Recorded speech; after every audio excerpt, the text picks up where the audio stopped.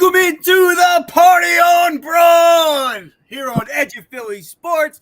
I'm Freddie Birds with Chris Dives and Rob Lange here, and we have an exciting show tonight. Sixers Summer League kicked off on Monday.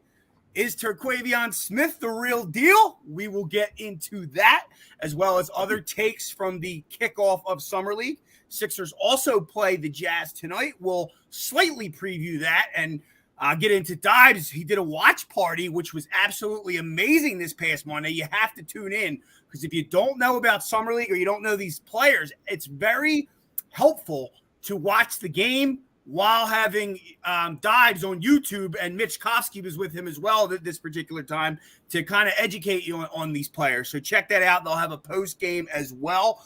The Sixers free agency is well underway, though they aren't really participating outside of a signing of Patrick Beverley, which we'll get into if we like that or not.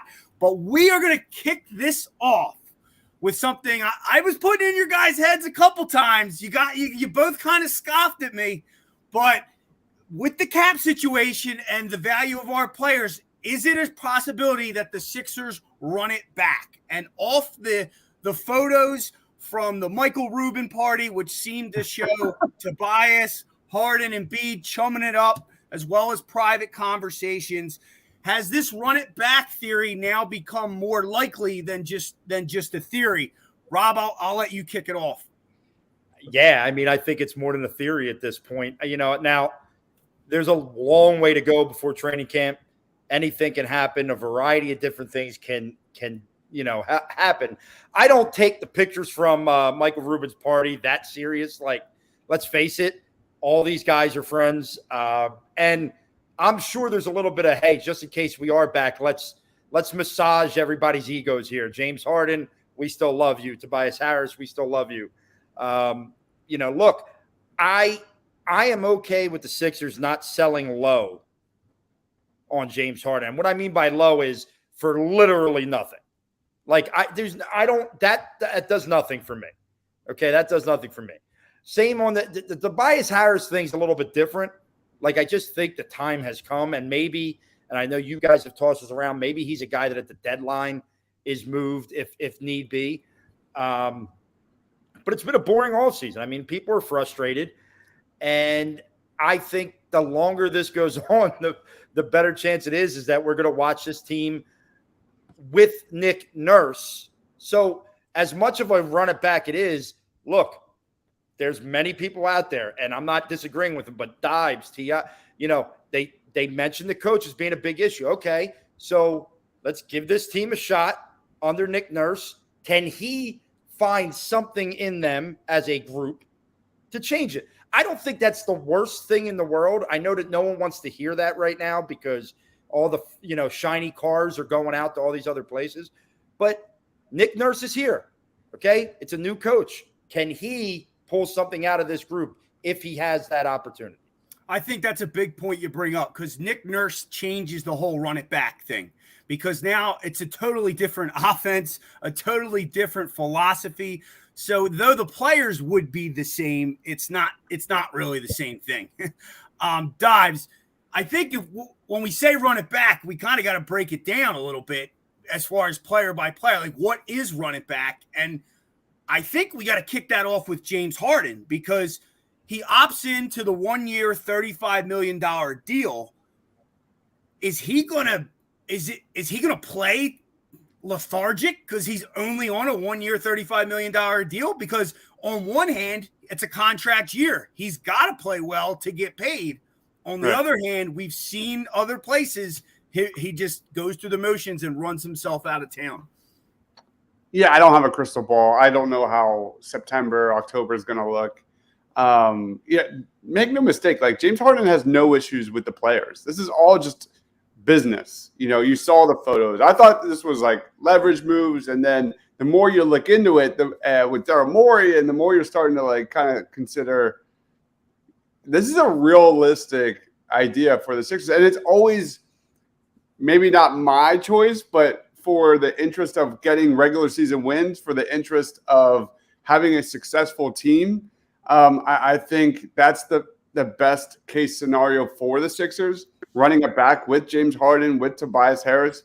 That's just the reality of it. It's the best option when you consider the alternatives include getting a collection of worse role players on longer deals. When you think about the future of this team, I don't think Harden and Tobias and you're going to win with those guys, but at least you're building around a Nick Nurse system.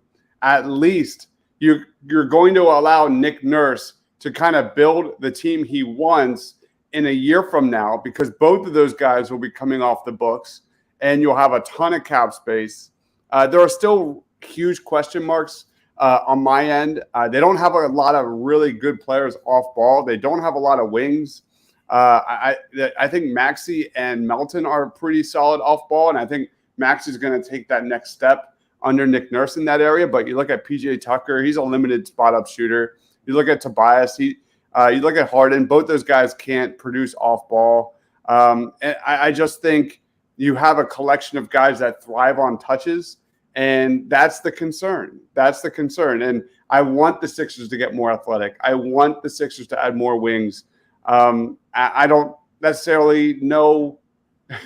We all get mad, guys. I know I'm rambling, but we all get mad about Daryl Morey about why he's not making moves. They don't have the money to make the move. Like that's the bottom line. And I get upset. I get frustrated just as much as anybody else. But at the end of the day, it is what it is. And that's what Daryl Morey's shirt said, is that they don't have the financial capability to really, truly make moves right now. I don't know what the depth of this team is going to look like. There are major question marks on that end.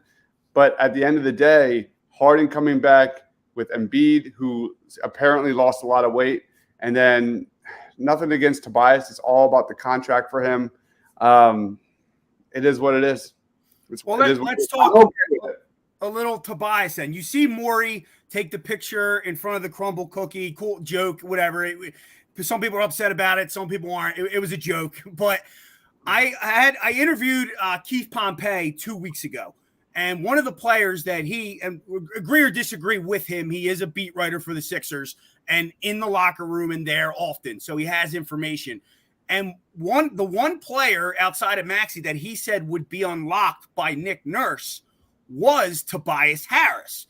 And if Tobias Harris, I don't think he's going to be traded tomorrow if Morey's out there taking pictures doing the crumble cookie joke. So I'll go to you, Rob. He made the comment, you're not going to find a 6'9" guy that can shoot the three, guard the other team's best player, sometimes, cough, cough. Do you think Nick Nurse could maybe expand on Tobias's game, maybe get the ball more in his hands and he get more back to maybe what he was on the Clippers, that type of role? Yeah, I mean, sure, I think he can. I just think for that to happen, someone else is going to have to be okay with having the ball less. Who is that going to be? That becomes a question. Look, I kept saying, I think if Tobias Harris was traded to a situation where he was a second option, I think Tobias Harris could flourish in that role. He's a guy who needs the ball. When he gets the ball in his hands earlier in the shot clock and it's a quick, decisive decision, Tobias Harris is very good offensively. It's when the ball is swung around and he gets it and there's like 9 seconds on the shot clock and now he's got to make a decision is where the issues come. He's always been a willing defender. He's not the greatest, but he's willing. He's going to go out there and he's going to do whatever he can. And I understand what he's saying. I think him and his father, have got to, tone that down a little bit. But I get it. I mean, I understand it. You're going to defend yourself, right? And listen, if Tobias Harris is back here, it's not the worst thing. Like I said, it's not sexy. It's not sexy to run back your starting five. But as Dibe said, if you want to be a team who's going to be competitive, who's going to have regular season wins, who's going to be top 3-4 seed in the East, this team could do that. And we're talking about a brand new coach, a brand new system that doesn't seem like it's going to be as stagnant as Doc's could get at times. If you look at what Nick Nurse has done in Toronto. The other thing is they're not a full team yet, right? I don't know how they're going to make out, but they've lost McDaniels, Milton. Who else? Niang. Yeah. they've got to replace some bodies. They've got to replace. So, and because of their financial situation, is it via trade? Is it what, you got to see. Morey is a smart guy. I believe Morey will have this team. But at the same time, this also means Paul Reed, it's time to step up. Jaden Springer, it's time to step up. Like, okay, you know what I mean? Like, we've been talking about, we got to give the young guys a shot. Hey, your shot's coming. Now you got to pick up or shut up. Mm-hmm. Well, they did make one deal, and might be a few years too late, but the Sixers signed Patrick Beverley, a 1-year deal, $3.1 million, point guard. He's had success in this league. He's known as a dog on defense. He's going to turn 35 in exactly a week from today. First reactions, Dibes. Yeah, I mean, I like it, man. I mean, I like you said, if I had my DeLorean, I could go back in time like 3-4 years from now. Like, I've always wanted Pat Bev on the Philadelphia 76ers. It's a good signing. The Sixers need all the dogs they can find to add to this roster. Let's be honest, even though they added PJ Tucker last offseason, the team is soft. The team is still soft, and that needs to get better. Like, when you think of a locker room of PJ Tucker and Pat Beverley, calling it as it is, you like that, especially with soft players like a Harden, like a Joel Embiid. That's what they are. So I have no doubt he's going to fire up the locker room. That's what this is. I don't know how much he's going to play next year, but I expect him to be a positive on defense. I hope he's going to be not a negative on offense. And I'm good with that. So for me, this is an okay signing. I like the potential theory that he's coming in to kind of be a mentor for Jaden Springer and push him. That would be really interesting. And the truth of the matter is, the Chicago Bulls got better when they added Patrick Beverley. They went 16-9 with him in the starting lineup, and that's worth noting. The question I have on top of this is, what's the future of DeAnthony Melton, and where's that going? Because if you have a Jaden Springer coming up and you have a Patrick Beverley, I believe Melton's in a contract year now. So does that mean Melton could be packaged in a trade somewhere down the line? So there's optionality is never a bad thing. But for me, I like the signing for what it is. Well, from 2015 to 2021, Pat Bev shot nearly 40% from three on about 4 attempts per game. So he has the ability to knock down the three and play D at the same time. The problem is the last 3 years has been a significant drop-off. He's more around 3.5 attempts per game and at 33%. And even the last 22 games with the Bulls, he was down to 30% from three. Mm. But if he can knock down that three, this changes everything, because now he immediately becomes a Nick Nurse guy as a 3-and-D guard that can dribble the ball and handle the ball and run that second unit at times. Rob, when you heard about the signing, were you excited? How were you? Yeah, no, I liked it. Dibes hit it right on the head. I love toughness in the locker room. They brought some in with PJ Tucker. I don't think Pat Beverley will be as bad as a regular season player as PJ Tucker was at times. I love his tenacity on defense. I always like the dog guy, that guy that's just like a pit bull out there. And he's going to get into players' heads on the other team. He's going to get on his own team. He's got familiarity with not only with Daryl Morey, but apparently he played for Nick Nurse way back in the G League, so he knows Nick a little bit. There's nothing wrong with this signing. Is it the greatest signing in the world? No, but it's a nice depth piece to have. And as Dive said, it does give you a little more optionality if a trade comes along and somebody says, hey, we want Melton, and it's going to bring you a guy to really help the team. Well, okay, now we can do that. You know what I mean? And feel a little bit more comfortable about it. I don't think these types of guys get enough credit on NBA rosters, but especially when you have, love Joel Embiid, love Tyrese Maxey. They're soft guys. I mean, they're soft guys. Tyrese Maxey, showed a little softness when he went to the bench last year. Joel, we've documented it. James Harden, we've documented it. These are the guys you need to make sure everybody stays in line, in the doldrums of the season.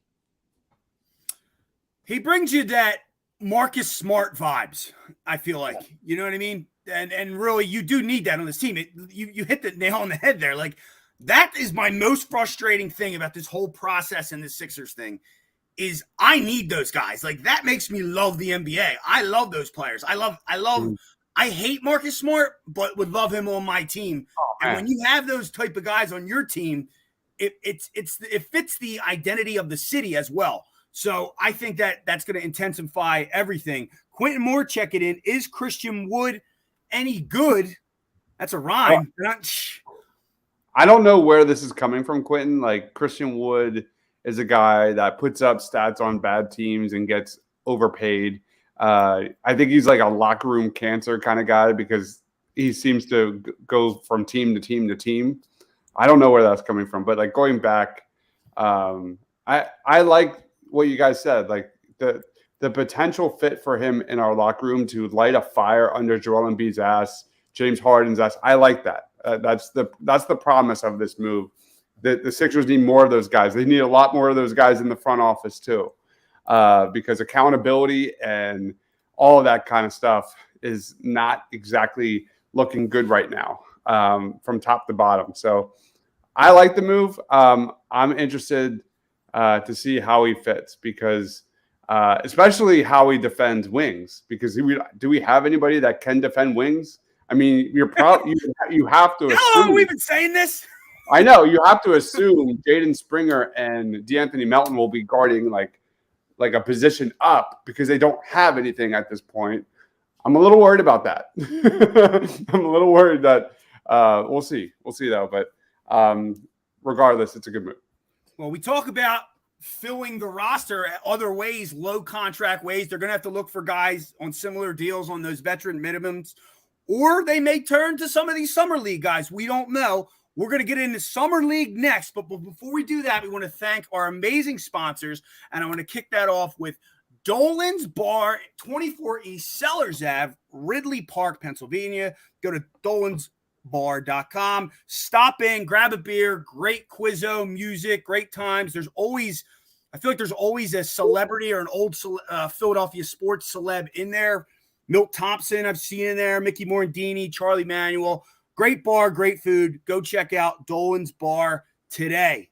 And if you have any issues with criminal law, workers' compensation, we got the guy for you there as well. David R. Cherry, Esquire. Call him now, 610-565-0300. Motor vehicle accidents, personal injury, criminal law, workers' comp. As I said, www.cherryinjurylaw.com. If you need tickets to the big Phillies game, that's the only thing really playing right now, unless you're out in Vegas. Even if you're out in Vegas, you could use them. We got the ticket spot for you. It's Sherry's Ticket Town. Go to www.sherrystickets.com. Great prices, no hidden fees. The price you see is the price you get. There's no get to check out and the extra $15 to $40 fee added on. That is the price. They got sports, concerts, theater, family owned and operated since 1946. And even more, we can get you 10% off with the promo code EOP10. You go to that Phillies game, check Sherry's Ticket Town first. Put that promo code in. You're going to get a better deal. Check them out. If you want to travel to see a game, we got the spot for you there too. PhillySportsTrips.com. And they got an amazing trip coming up here and right here at the end of the month. Pittsburgh to go. It's a beautiful stadium. Dives, I heard him talking about it on other show. It's his second favorite. I've never been there, but now might be the time to go. Go to PhillySportsTrips.com. Go catch the Phillies Pirates in Pittsburgh. And they have every single NFL game, Eagles NFL game home. They have home tailgates as well as road trips to all the different stadiums. They even got golf, guys. The Ryder Cups in Rome and Florence. September 27th to October 6th, 2023. Go to PhillySportsTrips.com and book a trip today. It is Summer League talk time, and the Sixers lose on Monday, but who really cares who wins and loses in Summer League?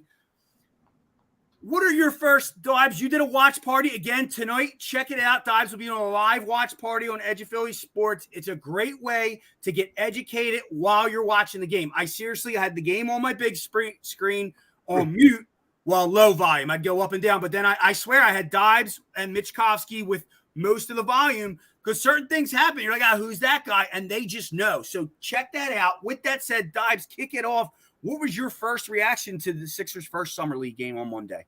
I think starting at the top, it was awesome to see Nick Nurse down there kind of beginning to implement what we should expect here with the Philadelphia 76ers or what he envisions. Maybe not next year if Harden and Tobias are still on the roster, but moving forward beyond, they were athletic. They pushed the tempo. They played a lot of zone defense, a lot of pressuring. It was nice. It was a nice vibe. There were guys cutting back door, cutting to the basket, and there are some notables that I think definitely I came away impressed. Leading off, a guy that we're going to talk about later, but I mean a guy like Ricky Council Jr., clear NBA frame, NBA athleticism. I would like to see him be more aggressive tonight, and we'll preview the game in a little bit. But Ricky Council Jr. was nice. Javonte Smart was nice. Like the up-tempo basketball was super refreshing. And it was overall, even though they didn't win, it doesn't matter. It was good to see Nick Nurse inject his kind of brand of basketball for Philadelphia. It was a nice first taste. It shows how engaged he is that he's ready to rock. Like for him to go coach Summer League makes me like even more on board with this guy. Like he's not playing games. And Jaden Springer made a comment, and I don't think he meant to take a shot at Doc, but he don't realize that he's only had one real coach in this league. So he said he's never had coaches stop in the middle of drills and actually teach them something or give them pointers. Imagine that. He literally said that. But like, I mean, how much did Doc teach Jaden Springer directly though? Either, because he wasn't coaching Summer League, and not that he should have. I think that's a big point. Is the Nick Nurse point? Let's go. You were talking a little bit before, Rob, about Jaden Springer, and that some of you saw. How did you feel about him on the first game of Summer League? Well, I think it's probably a lot of what everybody else saw defensively. He showed the flashes of what he is. He got up. Some of his blocks showed unbelievable athleticism. Offensively, he left a little bit to be desired. I think it's a nice way to put it. But, I don't think we can expect Jaden Springer to come out this year and all of a sudden be this polished offensive player.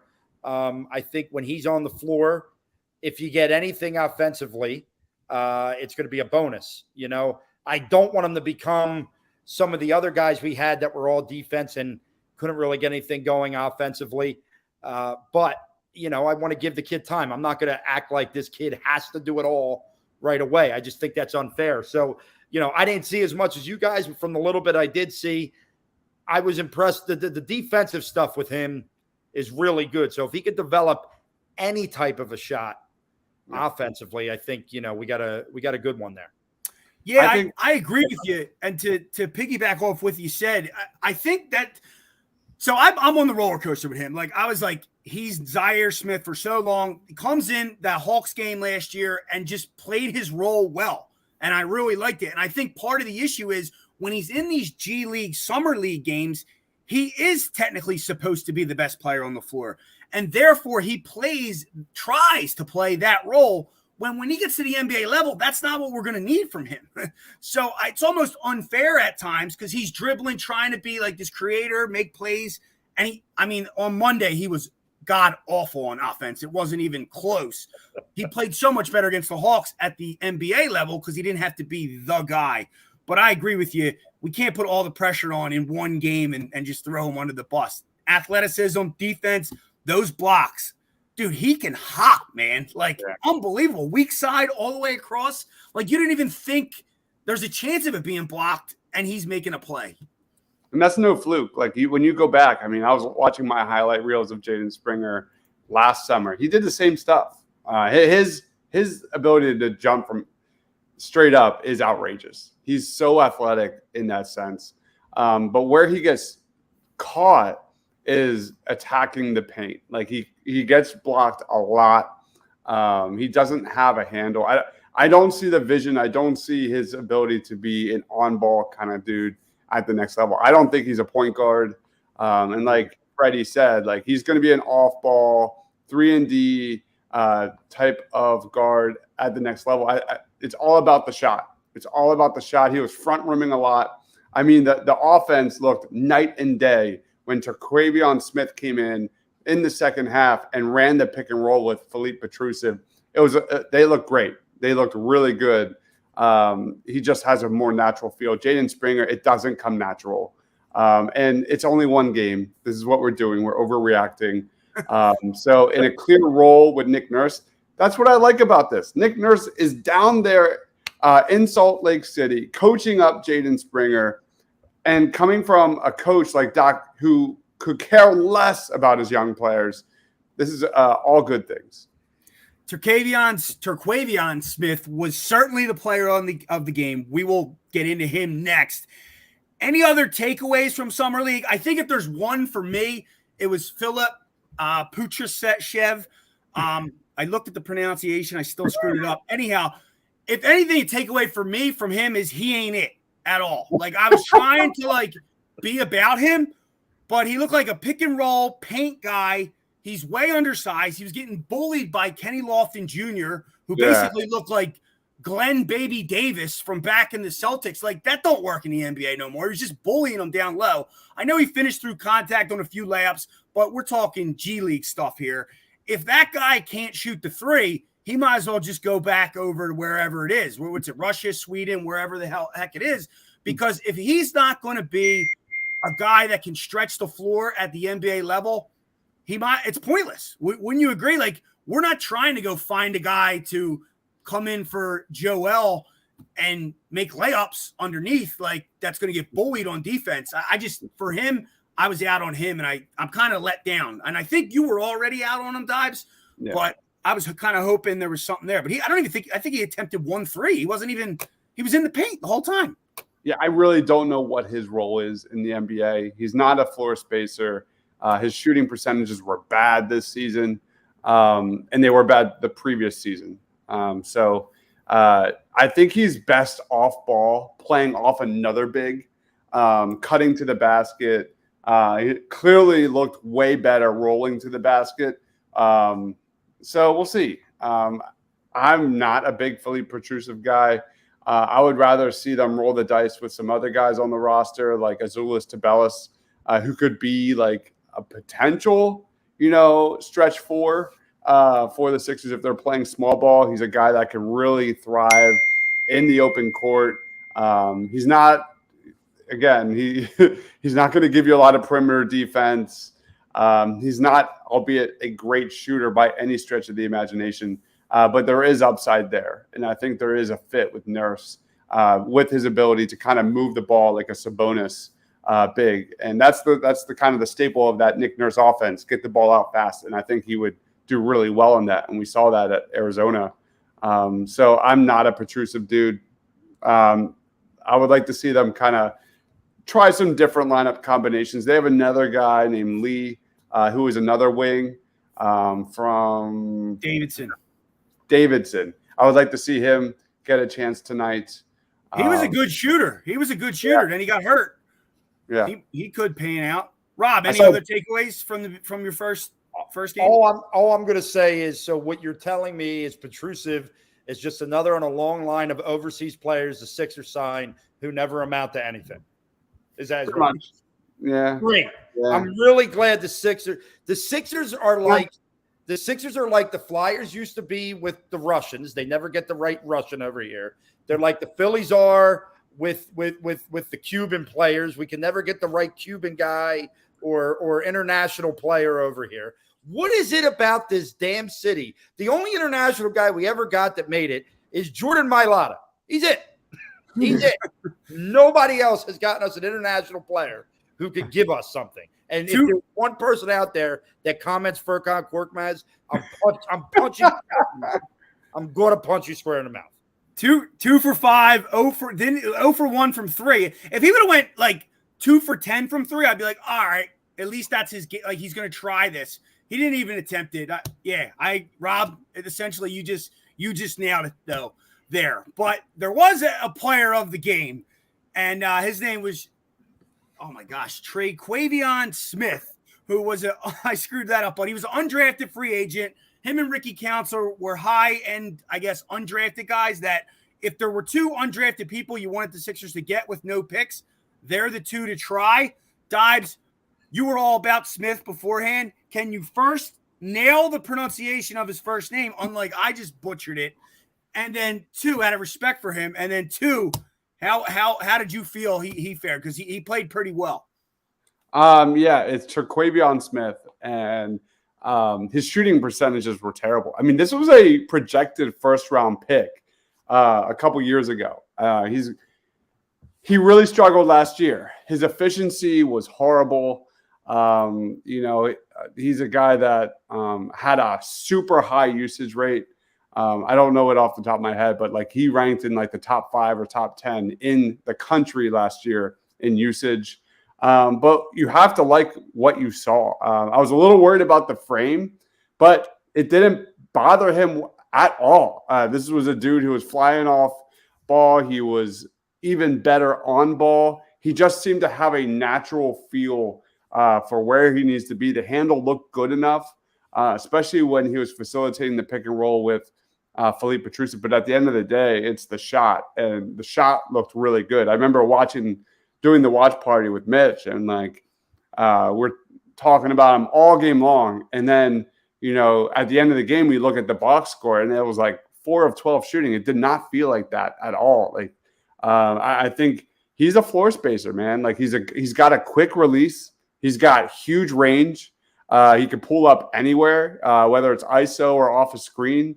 Those are guys that have real projection, real impact in a Joel Embiid offense, because let's be honest, like Jaden Springer, not a great shooter. I love me some DeAnthony Melton, but you look at Shake Milton, even though he was great catch and shoot wise, SMU, it never really truly translated. I think Terquavion Smith definitely has a real path to being this like microwave scorer off the bench, give you 5 to 10 minutes. And if he's hot, you roll with it. And I think he could be the surprise, could be a diamond in the rough for the Sixers. They might have gotten something right here. We'll see. We'll see. It's one game. We're overreacting. He needs to add weight.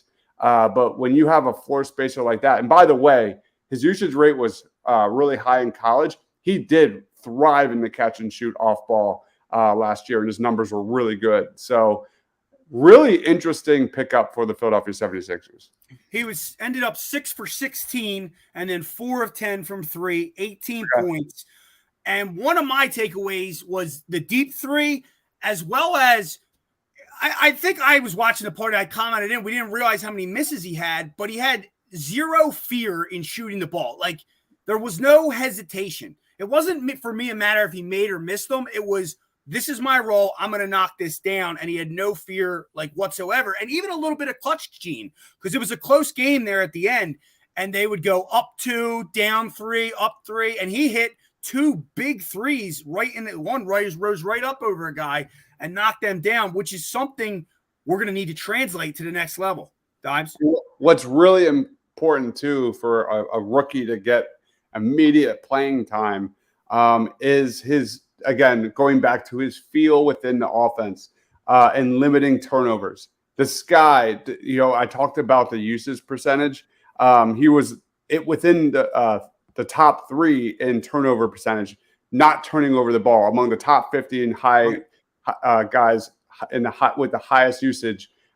So he's coming from a background where he's used to not turning over the ball. He's fearless, letting it rip from the perimeter, and he's not going to hurt you with, bonehead errors, bonehead turnovers, throwing the ball out of bounds. That's, to me, a clear sign that he could get, I'm not talking a lot of minutes, but be a guy that shocks a little bit and is the surprise in this Sixers backcourt. Step back threes, only 2 turnovers in 27 minutes on Monday. Rob, you said you caught more of the highlights, some of the game. Any takeaways for Smith? I think exactly what Quentin's saying here. The guy has no fear. The one shot, very little space, and he just rose up. He rose up. He didn't think twice about it. Not many guys have played for the Sixers that have been like that. You know, I love the idea of a young kid who's not afraid to shoot. You know, look, I don't expect him to come out and get 20 minutes a game in the regular season. But if he's a guy that could come off the bench, give you a few minutes, maybe hit a couple threes, why the hell not, right? We're talking about this bench as being a question mark. No one knows what the bench is going to look like right now. Why can't this kid – you know, that's the thing. I think we're so used to not seeing a young undrafted guy come in and play and give good minutes for the 76ers. It happens around the league quite a bit. The Miami Heat have made a career of getting undrafted free agents who give them big minutes early or give them good minutes early and then develop into big-time players and get big contracts. Like Gabe Vincent just got a big contract. I mean, no one knew who Gabe Vincent was 3 years ago. You know what I mean? So these kind of things can happen. It doesn't happen often here. I understand that. But, hey, you know, every squirrel finds a nut at some point, right? You got to do it. I mean, look at the Miami Heat. They had 7 players in the undrafted players in the playoffs last year. Yeah. The undrafted players-wise made up 46% of the minutes played on the Miami Heat during the regular season. They're like, I'm not saying like I am saying I'm really jealous of their player development system. They know how to target guys and they know how to get meaningful minutes. And you know that's what Nick Nurse hopefully can bring here is player development and identify, and with Daryl Morey. And we talked about this on previous shows, is that there was, you know, I think Doc was brought in before Morey. And I think for the first time, you've got Morey and, you know, Nick Nurse kind of on the same page in terms of what they want. We didn't even talk about Ricky Council Jr., who looked like a future 3-and-D dude. I think he's going to be in the with the Blue Coats to start. We'll see. But he's definitely got real potential for sure. I every time Quentin says I love zero fear shooters, I always go back to Isaiah Joe and why the hell did they let him go? Because that's exactly what I think about. So I agree. I was thinking that as we're saying it, when we've had picks, we have drafted well. It's just a matter of keeping those players here, and Isaiah Joe came to mind. Now, the Sixers play the Utah Jazz tonight. Little quick preview or expectations. You talked about Ricky Council Jr. a lot. He had 11.6 rebounds, 4 of 8, no threes, though. What are your expectations for tonight's game? I want to see more from Lewis King. Was very tentative on offense. Lewis King, 6'7" wing, had averaged 20 plus more points for the Blue Coats. Was incredible. Nearly 40% from 3. I want to see Lewis King more involved on offense. The Jazz kind of have some really intriguing wings themselves. Keontae George, he was the number 16 pick in this past year's draft. Led the team in their first game with 18 points, had 5 boards, 4 assists, 3 steals, only 1 turnover. Then they also got Ochai Agbaji, a guy that I remember covering that draft. Great athlete, tremendous length and size, a guy that can kind of do everything on the court, and have some rim protection there as well. So the Jazz definitely have some wings. They got swallowed up by Chet Holmgren in the first game for OKC. And then Jaden Springer, man, I want to see him off ball. I just don't know how much I project him to be on ball, but I want to see more off ball from Jaden Springer. And I want to see Terquavion Smith, man, just continuing to light it up. It's that simple. I want to see him running off screens. I want to see Nick Nurse kind of continue to implement his vision of the Sixers.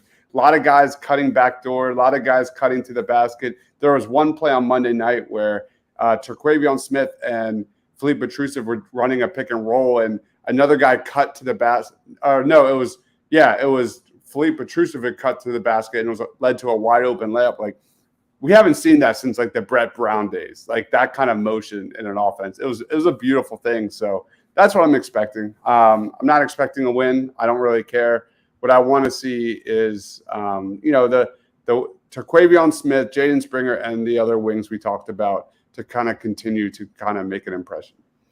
Rob, do you got any expectations for tonight? I mean, honestly, for me, it's Jaden Springer right now, because when you talk about guys playing who you're hoping will be making an impact on the roster this season, I think it begins and ends in this moment, not to take anything away from Smith or anything like that, but this is supposed to be the Jaden Springer year now to play on this roster. And for me to feel comfortable about that, I need to see a little bit better offensive performance. Maybe it's like Dive said, maybe it's getting him off ball a little bit more and letting his athleticism go to work. But I'll be watching Jaden Springer quite a bit tonight to see what he's giving. Agree with you both. It has to be Springer. And not only that, I know we said take the pressure off of him. I want to see which team brings Doc in for an. Nah, he's ESPN, I heard. I heard he's ESPN analyst now or something. But, well, Patrick Beverley actually credited Doc as the reason he came here when he called. Yeah. So everybody back off. Thank Doc for Patrick Beverley. But, yeah, I agree. Springer, not only, I expect him to do better offensively. He needs to. And even defensively. We see the athletic stuff and the blocks, but I want him guarding a guy kind of like he did to Trae Young. You know what I mean? See that type of defense as well, not just the athletic block. Because to play at this level, we're going to need him to shut down wings in this league. One other person I'd like to see be a little more hesitant is Ricky Council Jr. It seemed as though he was a little hesitant, I'll say. He indecisive or unsure of himself. I guess I just said 3 words that mean exactly the same thing as a synonym, but that's what I kind of mean. If he could show more aggression and maybe knock down a 3 or 2, that would excite me a little bit about him, another undrafted free agent that could potentially help us down the road. And then this is the 3rd time I'm going to say it, but for anyone tuning in now, Dives, is anyone going to be with you on the live watch party? Yeah, Mitch again. It'll be Mitch and I during the watch party, just hanging out, reacting. And then for post game, it'll be Tiago, Sean, and I. Late night. Yeah, it's going to be like an 11 o'clocker. Yeah, that's definitely. So I'll be struggling. Make fun of me struggling because I'm old and I'm usually in bed by 9, 10 o'clock. And even if you're watching, right, and you go to bed at 11, save it on your phone and then go watch them tomorrow morning and at least see the postgame there, because Tiago and Sean Barnard are absolutely outstanding, as well as Dives, to just hear commentary. You don't really get that Summer League commentary anywhere else besides following people tweeting about it. You don't get to listen to a video on it, see that type of stuff. So tune in and see them. Rob, you got anything going on? No, I miss Tiago shaking his head just so sad with me when I spoke about Doc Rivers this year. Tell him today, Dives, that I miss him. I miss Tiago. He broke me. We were doing the post game show, and we were going through our, how we do our player of the game picks, and I always go last, and I picked Nick Nurse, and of course Tiago found a way to poke at Doc Rivers, and I lost it. I had just a few drinks in. I was just a few drinks in, maybe a few too many, and I lost it. I started laughing. I went off camera. I was crying. It was awesome. I remember that, actually. That was hilarious. You all couldn't stop laughing after he did it. I also have a quick announcement. I'm really excited to announce I've covered every position here for the 2024 NFL Draft. Top 5s, top 10s. Me and Ryan have been covering the Power 5 conferences, top 10s. And starting soon, a certain Philadelphia Flyers team has 2 first-round picks in next year's draft. And me and Tyson is a phenomenal analyst when it comes to draft prospects. And we'll be covering the Flyers draft starting very soon. Yes, because this draft was freaking awesome, dude. Yes. And I would like to know more about the players. I kind of just read the top, people and just kind of know, but I don't know. And if you guys are covering it, that's going to be even crazier. I won't be talking about it. It'll be a straight interview. He will be talking about it. Let's make it clear. I'm sure you're going to find your way to give your takes at some point. The hardest part about these shows are trying to figure out a way to pronounce these names, because that's what I work on, getting that correct. And it's all about Tyson, and I just let him fly because he knows he legit watches the stuff like I do with college football. Like he's crazy good. Name pronunciation, something I got an F on tonight. Rob, where can we find you? Anything going on cool? You can find me right the hell here. Party on Broad, at Philly_madness. Not doing much of anything these days. Taking care of this guy. This guy is taking up quite a bit of my time.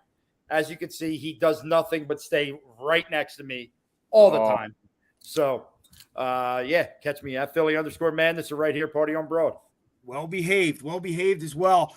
Yeah. And you can catch me at Freddie Burns _. Tonight, well, stay tuned now at 7:00. We have Philly Press Box Radio up next. Bill Furman and Jim Chesko. 9:30 tonight, EOP Live. Go to EOPsports.com. Check out all the different shows that we have going on. And go ahead, Dives. Friday, we'll be finishing our NFL draft coverage, doing the best of the rest. So we've covered the Power 5 conferences, top 10, every single conference. And on Friday, we'll be doing just the best of the rest. Guys that we haven't talked about, like guys from Notre Dame, and there's a few. And Birds of the Round Table will be Friday. We've got a huge panel doing over-unders for the 2023 season. One of my favorite shows of the year, where we actually will do quarterly updates throughout the season and laugh at ourselves about how wrong we were. Or right we were. Mostly wrong, but it's really fun. That sounds very fun, actually. Well, for Rob Lange and Chris Dives, I'm Freddie Burns. We'll be back here next week, 6:00 for Party on Broad. More Sixers and Eagles talk. We'll see you.